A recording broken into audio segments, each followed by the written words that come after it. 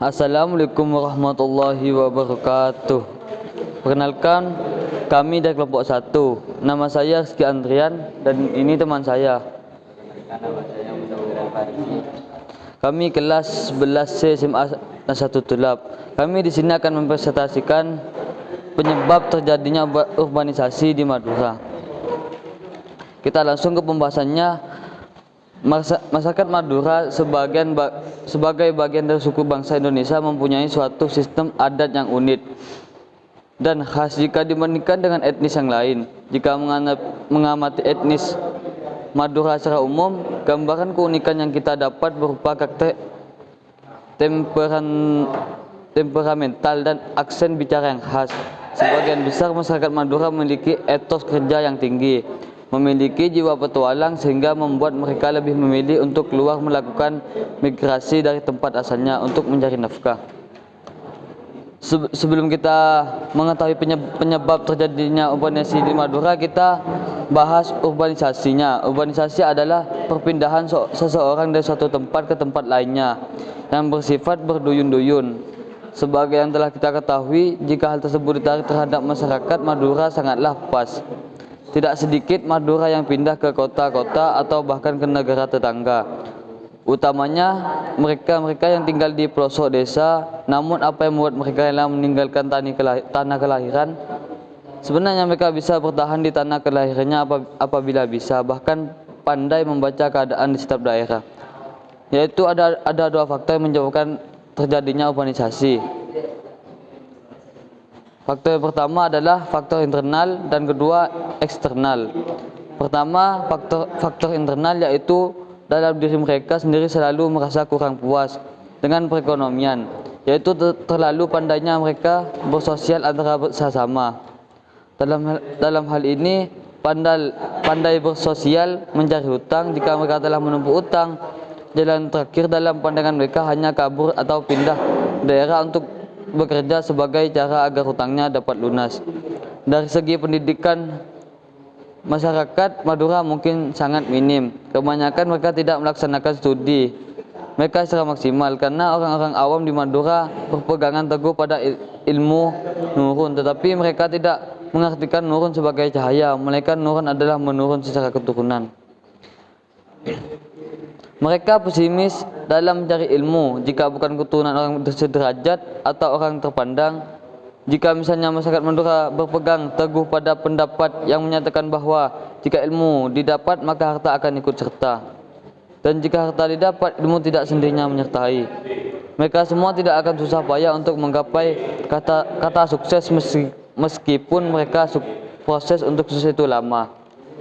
Jika kita terpopong di faktor eksternal, urbanisasi terjadi karena kepandaian politik kaum kapitalis yang ingin menguasai Madura. Sebab pulau ini memiliki sumber daya alam yang melimpah dan masyarakat Madura sendiri tidak bisa menguasai secara maksimal. Lanjut teman saya.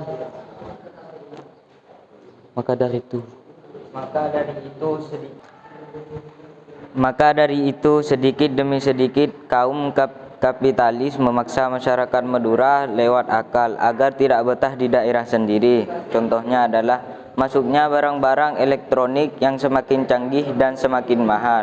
Untuk mendapatkannya, masyarakat Madura harus mengeluarkan banyak biaya. Lalu mereka pindah karena ekonomi yang tidak memadai. Akhirnya kaum kapitalis pun sukses menguasai Madura. Proses berpindahnya produk menuju suatu wilayah baru tidak serta-merta dilakukan secara instan dan seketika, melainkan membutuhkan waktu yang cukup lama. Hal itu terjadi karena produk yang melakukan perpindahan haruslah percaya bahwa wilayah yang akan dituju tersebut telah mereka kenal. Maka kegiatan migrasi nyaris tidak mungkin dilakukan kecuali dengan adanya terlebih dahulu interaksi sosial antara wilayah asal dengan wilayah tujuan. Jika diperhatikan dengan seksama, kedekatan geografis antara Pulau Madura dengan Pulau Jawa yang hanya dibatasi selat sempit telah mendorong interaksi yang lebih intensif. Interaksi ini pada berkembangnya melahirkan sebuah wilayah yang menjadi pusat aktivitas pemerintahan dan politik. Hubungan antara wilayah satu dengan yang lain terjadi karena ketergantungan dalam hubungan simbiosis yang menguntungkan. Misalnya, nampak pada pemenuhan kebutuhan sehari-hari penduduk Madura yang didatangkan dari wilayah luar. Serupa pula dengan migrasi yang dilakukan etnis Madura. Maka diawali dengan interaksi terlebih dahulu dengan wilayah di luar pulau mereka. Catatan yang ada memberitahukan kepada kita bahwa interaksi etnis Madura khususnya dengan pulau di sekitarnya telah berlangsung yang lebih awal. Kejadian runtuhnya kerajaan Singgasari hingga peristiwa melarikan diri Wijaya ke Sumeneb.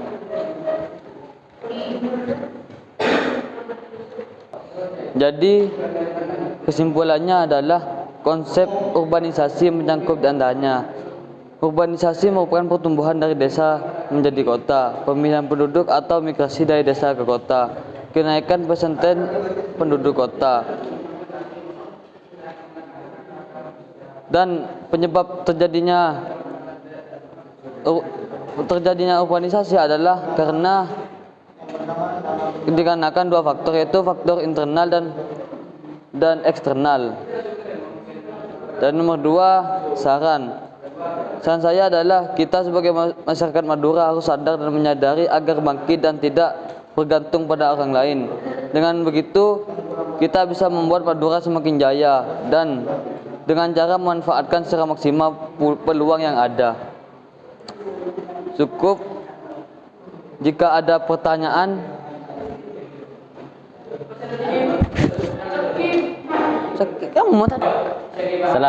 Saya akan memberi pertanyaan kepada kelompok 1. Kenapa orang-orang itu kebanyakan pergi ke Malaysia?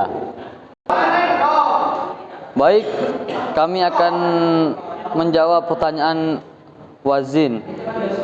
Kenapa orang Madura kebanyakan melancong atau bekerja di Malaysia? Yaitu ya karena gajinya lebih besar di sana dan juga